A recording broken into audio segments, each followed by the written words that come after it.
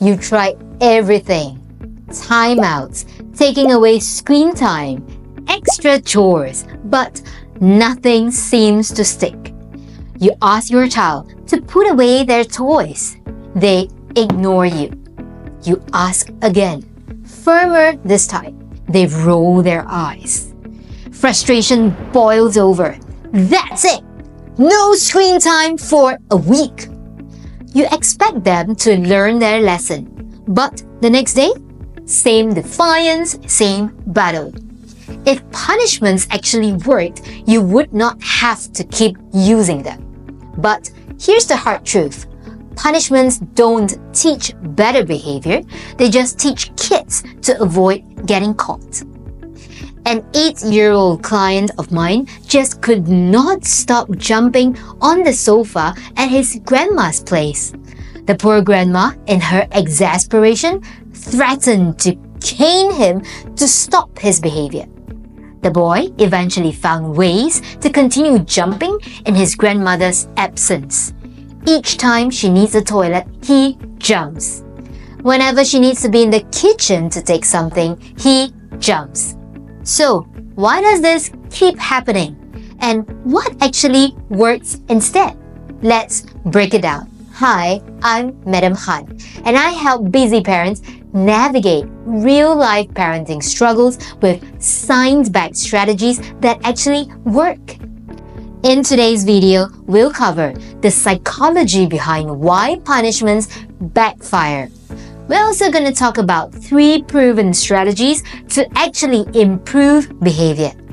How do we set clear boundaries as parents without yelling, without guilt, or power struggles?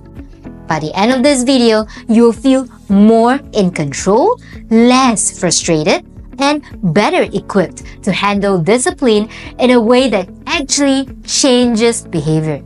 Let's dive in. Number 1. Why punishments don't work. Now let's start with the big question. Why do punishments fail?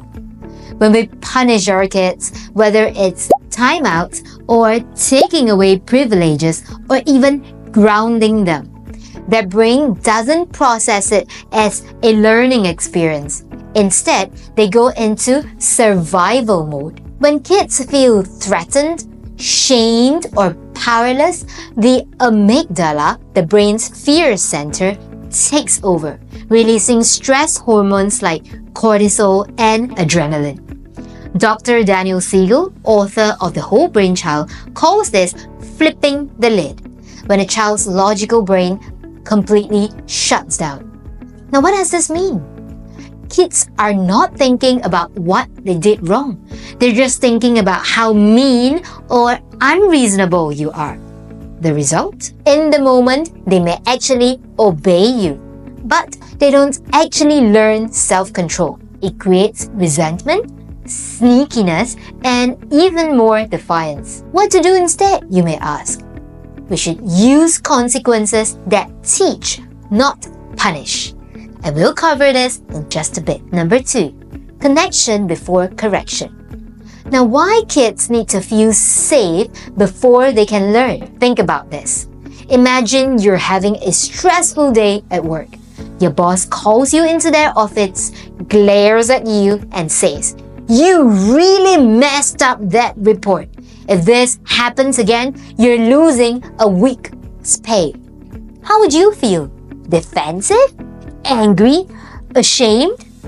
Now imagine, instead, they say, "Hey, I noticed your mistakes in your report. Want to go over it together and figure out what happened?" Same issue, completely different reaction. Kids, they work the same way. Dr. Ross Greene, author of The Explosive Child, says, "Kids do well if they can. If they're not doing well, it's because they're struggling with something." So before correcting your child's behavior, first connect with them. How do I do this in real life, you may ask? So instead of saying, "You're being so rude," we can say something like, "I see you're upset. Can we talk about what's going on?" Instead of yelling, "Stop whining," we could say, I hear you, and I can hear how badly you want that toy. You see, this does not mean that we're excusing bad behavior. It simply means getting your child into a state where they can actually listen and learn. Number 3, replace punishment with logical consequences.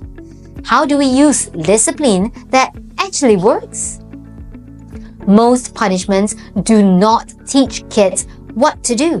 Punishment. Your child refuses to turn off their video game, so you ban screens for a week. This makes them angry, but does not teach them self-control.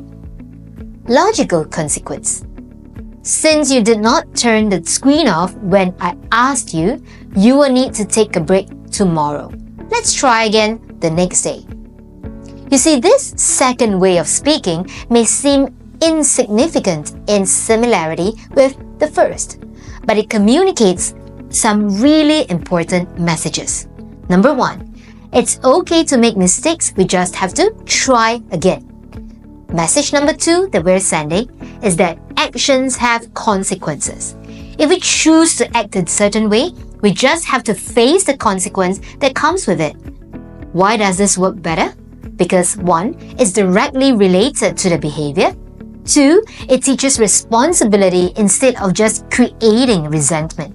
3, it gives them a chance to practice making a better choice. You see, Dr. Jane Nelson, author of Positive Discipline, found that logical consequences are far more effective than punishments because they encourage cooperation rather than defiance. Bonus tip: the problem-solving talk that prevents future misbehavior. So instead of focusing on punishment after misbehavior, focus on skills building before it happens again. After your child has calmed down, have an AAR. You see, this is a term that I use very generously with my clients that I work with. AAR stands for After Action Review. So, how does it look like? Step 1. What happened? We ask our child. Let the child do the explaining. They're processing it as they speak. Step 2. What do you think could work better the next time? Step 3. Here's what we're going to try next time. Why does this work, you may ask? You see, according to Dr. Carol Dweck, author of Mindset, kids learn best when they're actively involved in solving their own problems rather than just being punished. This teaches them accountability, self-awareness, and better decision-making skills without the constant battles. Punishments, they don't fix behavior. Teaching skills does. If this video was helpful, hit the like button, subscribe, and turn on notifications for more science-backed parenting tips. I'll see you in the next video.